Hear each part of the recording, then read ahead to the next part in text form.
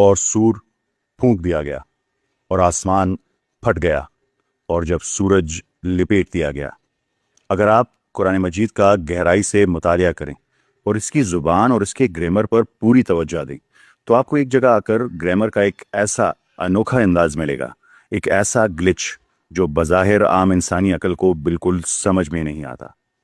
نفخہ یعنی پھونک دیا گیا، اوزلفت وہ قریب کر دی گئی، کویرت سورج لپیٹ دیا گیا۔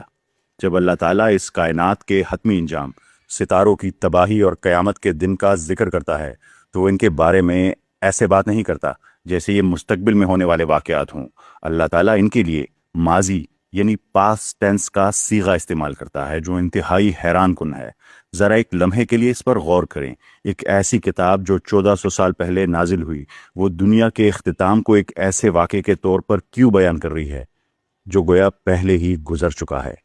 ناقدین، ایتھیسٹ اسے دیکھ کر کہہ سکتے ہیں کہ یہ گرامر کی غلطی ہے، جبکہ علماء کرام آپ کو بتائیں گے کہ عربی بلاغت میں یہ یقین کی انتہا کو ظاہر کرنے کا ایک طریقہ ہے کہ یہ واقعہ اس قدر یقینی ہے کہ اسے یوں بیان کیا گیا ہے جیسے یہ ہو چکا ہو۔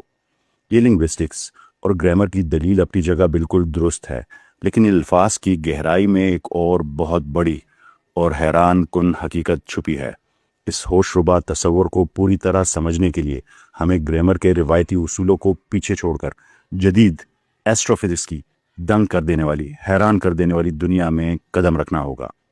ہزاروں سالوں تک انسانوں کا وقت کے بارے میں تصور بہت سادہ اور محدود تھا۔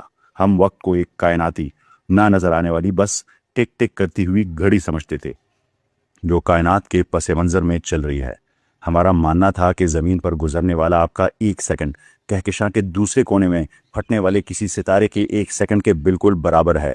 ہمیں لگتا تھا وقت ایبسولوٹ ہے، یہ بس ایک سیدھی لکیر میں بے رحمی سے آگے بڑھ رہا ہے۔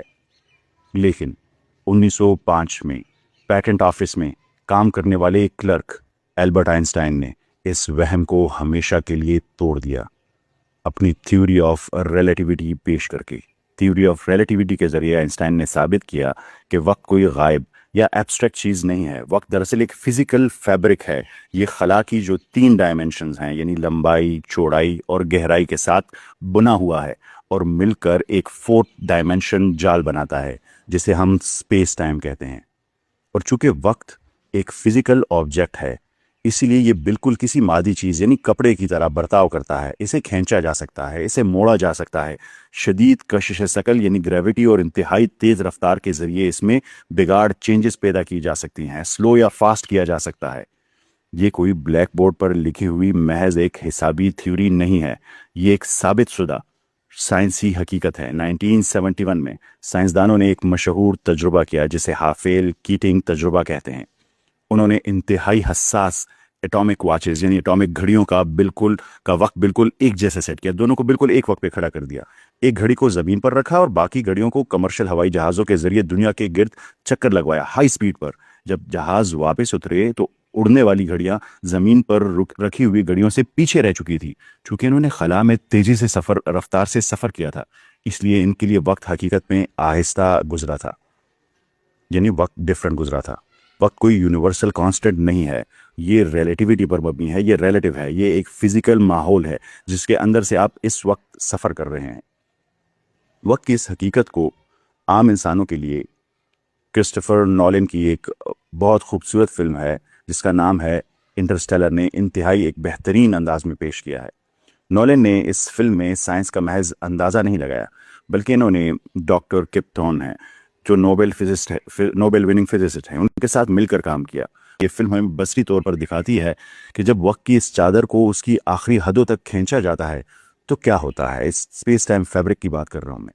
ہم اس کا سب سے گہرا مشاہدہ فلم کے کلائمیکس میں کرتے ہیں، جب مرکزی کردار ایک ٹیزریکٹ یعنی ایک 5th ڈائمنشن کی جگہ میں داخل ہوتا ہے۔